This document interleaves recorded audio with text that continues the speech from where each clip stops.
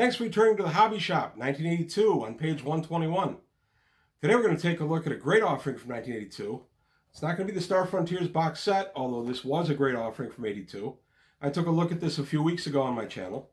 I'm going to take a look at the module that was inside this box set, SF0, Crash on Volturnus. And this is a part 0, of a 3-part module. So, as you're listening to Gypsy by Fleetwood Mac and that new song Steppin' Out by Joe Jackson, and maybe watching the last WKRP in Cincinnati, waiting for the first episode of Cheers to come up in 1982, you might be excited about reading this module somewhere in between there. So while we were all excited about E.T., you had an opportunity to crash on Volturnus. So today on Hobby Shop 1982, from page 121, the module that came in the box set for Star Frontiers from 1982, SF0, Crash on Volturnus. All right, Crash on Volturnus by Mark Akers, Tom Moldvay with Douglas Niles. An interesting adventure. Definitely fits the Star Frontiers flavor. The idea is that you've read over the rules, the advanced player rules and everything, and you're going to understand what you're doing and how you're fighting. So that's pretty good. And they give you how you're going to move on the planet and stuff like that. Also pretty interesting. But you don't have a lot of context for why you need to know how you're going to move on the planet until you get going a little bit in the adventure. So the adventure starts aboard the starship. And particularly we have a nice little map of the starship bridge area.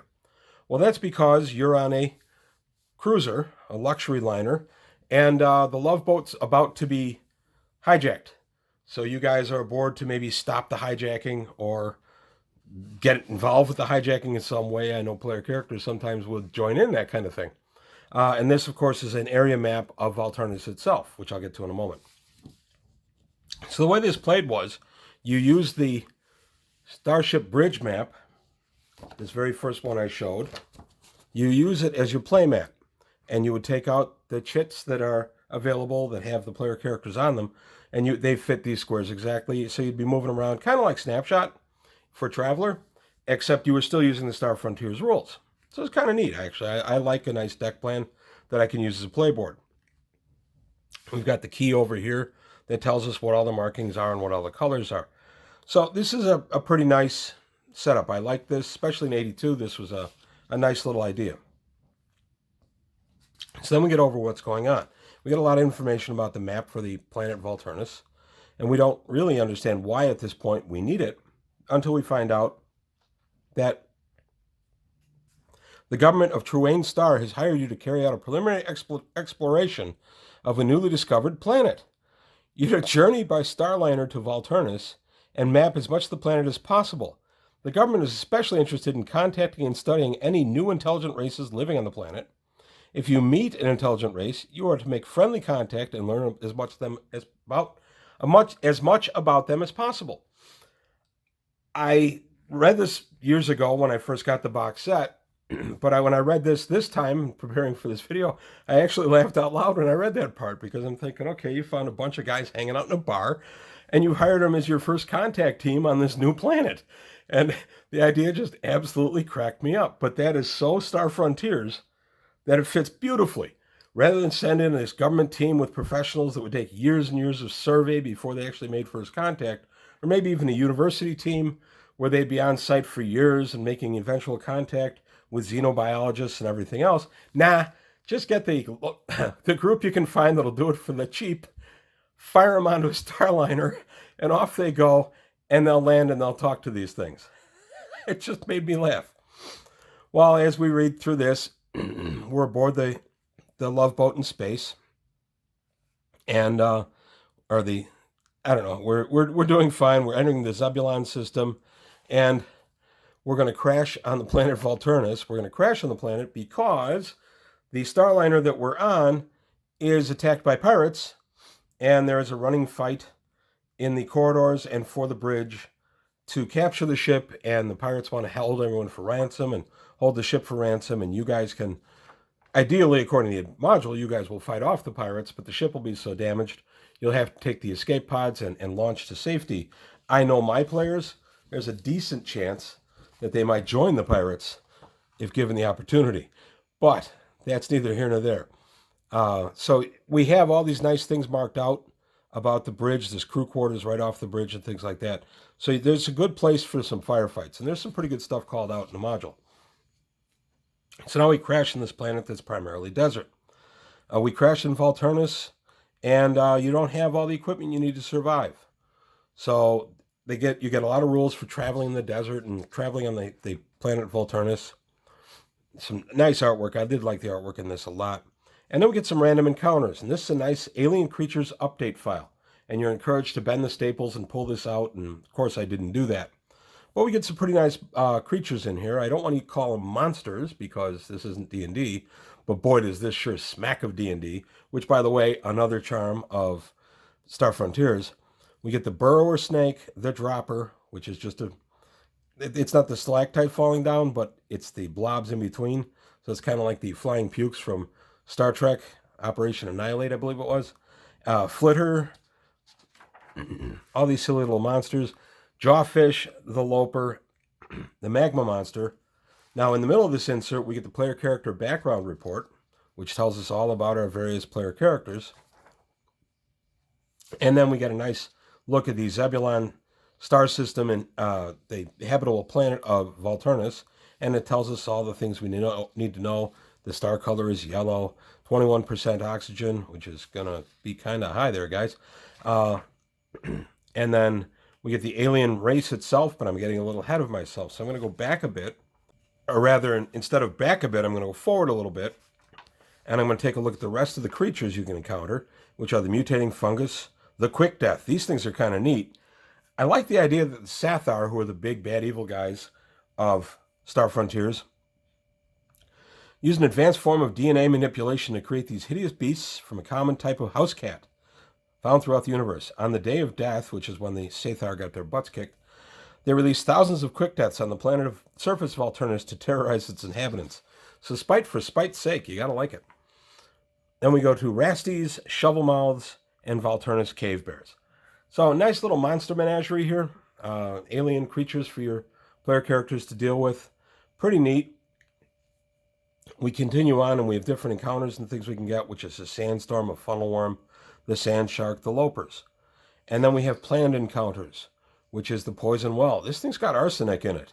Not enough high enough levels to even hurt you the first time you drink from it, but over time it will eventually kill you. We have a pirate search craft that's looking for you. And then we reach the Almor. The Almor are interesting. These are the native alien race you're supposed to be nice to, even though you possibly have absolutely no training in any kind of dealing with alien species. It's kind of funny because the Almor are octopoids. They have the 8 tentacles. Here we are, the Almor. They resemble octopi adapted to life on land. Like octopi, they have 8 large limbs. Each of the limbs ends in 5 small testicles, useful for grasping and manipulation. They walk on the 4 largest limbs, using the other 4 limbs to hold weapons and tools. They have a 9th limb, a tentacle about 30 centimeters long. This tentacle is an extension of the spinal cord. The end contains a hard cartilage point, encasing a series of nerve endings. The Almor can insert the tip of this tentacle into the fatty tissue surrounding the spinal cord of other creatures, achieving a nerve link which allows them to communicate directly with the creature's mind. The Almor use this tentacle so effectively they can achieve a direct mind link with any being. They do not have a complex spoken language since they communicate with each other using the mind link.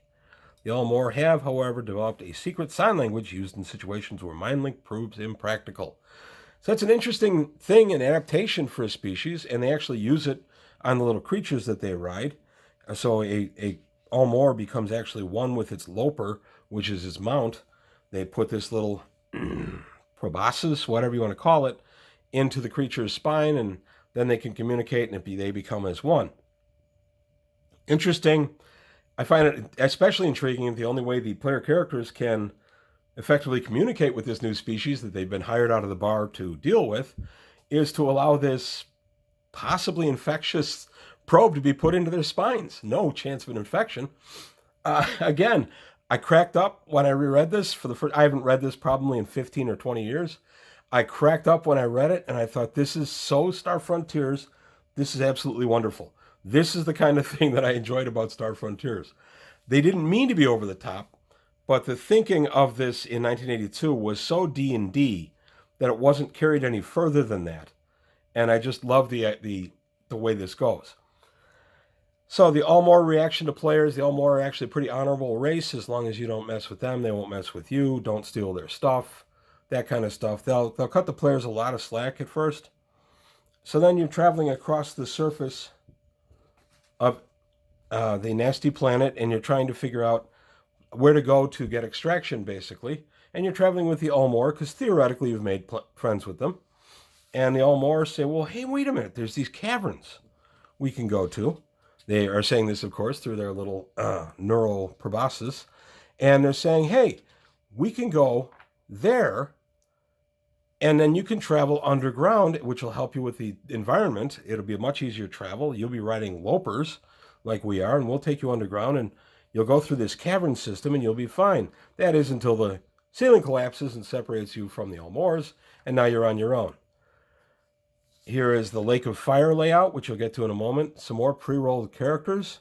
Because the attrition rate in this thing is pretty darn high, they gave you a ready-to-go backup set, which I thought was pretty neat. And I've already looked at the rest of the monsters here, so we're going to go to the rest of the... here we are. Creatures of the Caverns. We're going to be mapping the Forbidden Caverns, which are going to take you under the surface to get you to an extraction point. Which is what you're trying to do, and then you're separated, and this becomes a genuine dungeon crawl. That's a nice picture.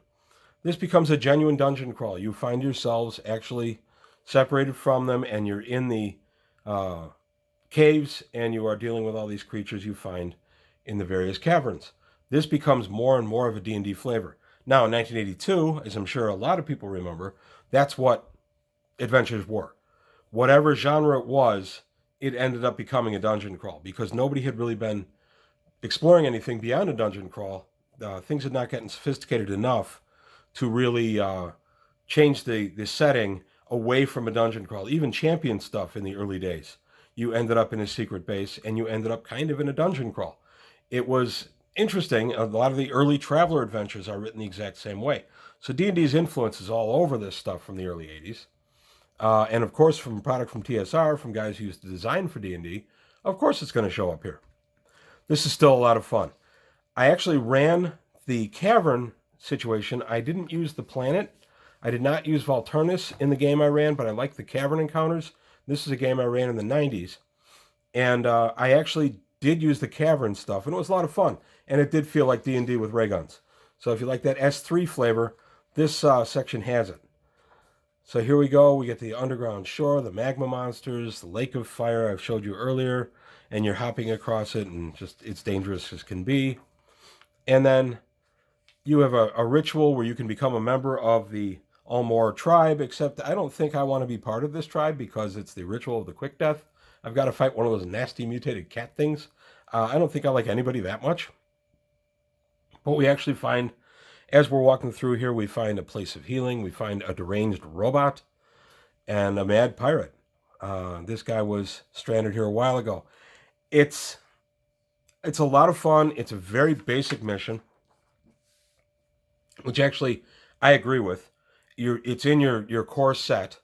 It's meant to be played with the advanced rules, not the basic rules, both of which you got in this set. You got the basic rules, and then you were expected to read the advanced rules and decide which one you wanted to work with. All of us read the basic and then read the advanced and said, well, of course I'm playing the advanced. They're way better. Now, to be fair, I said when I profiled this, I bought a lot of this stuff in the 80s. I don't honestly remember when I bought this box set, but I adapted a lot of this stuff for Traveler in the 80s. But in the 90s, I did go through a time where we did play Star Frontiers in its pure form. We played it for a couple of years. It was a lot of fun. But since this is this is Module 0 of the Volturnus trilogy, this is a good start. You have a lot of fun in this. You are the underdog throughout most of this situation because of the pirates crashing the ship that you're on, and you're stranded on here and everything else. So now the second modules are going to deal with the situation of you on Volturnus. You're told about the other two modules in this setup. So that was pretty smart on their part too, because it got everybody excited about picking up the next supplement for the game. So Star Frontiers was pretty good. I bought a lot of the stuff in the 80s. I don't remember playing it in the 80s. I do remember playing it in the 90s. I remember mining it for ideas and information for Traveler and Gamma World in the 80s, but I don't remember actually playing Star Frontiers itself until the 90s.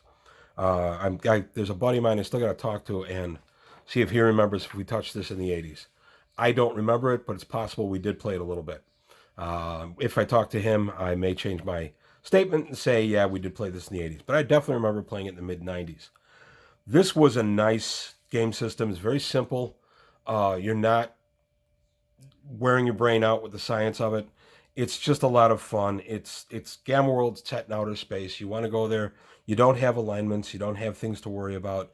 You're not saving the universe. You're going out there, making a few bucks, having some fun. It's a lot of fun. It's a fun game.